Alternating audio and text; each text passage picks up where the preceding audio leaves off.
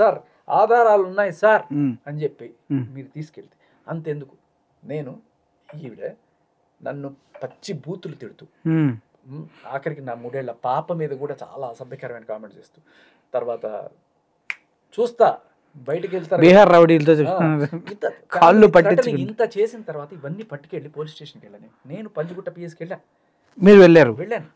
Sir ఇది sir పరిస్థితి అని చెప్పి ఆ సిఏ గారు, యాక్చువల్గా రీసెంట్గా మొత్తం అందరూ ట్రాన్స్ఫర్స్ అయిపోయి కొత్త వాళ్ళు వచ్చారు, ముందున్న వాళ్ళందరూ వెళ్ళిపోయారు, కొత్త ఆఫీసర్స్ వచ్చారు.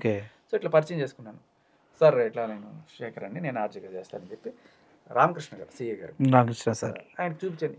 ఆయన చూసి ఆయన నిజంగానే దీంట్లో ఇది ఉంది, తప్పు ఇలా చేసింది, ఎఫ్ఐఆర్ చేపిద్దామండి, దీంట్లో పోక్సో అవుతుందో లేదో తర్వాత వెరిఫై చేస్తారు, బట్ ప్రస్తుతానికైతే ఎఫ్ఐఆర్ చేపిద్దాము అని చెప్పి ఆయన చెప్పడం. తర్వాత అక్కడ స్టేషన్ హౌస్ ఆఫీసర్ కిషన్ గారు ఉన్నారు, ఆయనకి వాళ్ళు కూడా వెంటనే స్పందించి, జనరల్గా అంత స్పీడ్గా స్పందించడం ఉండదు జనరల్గా.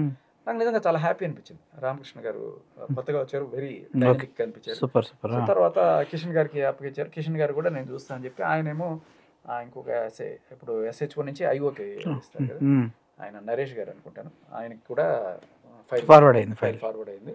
కంప్లైంట్ అయితే వాళ్ళ దగ్గర ఉంది.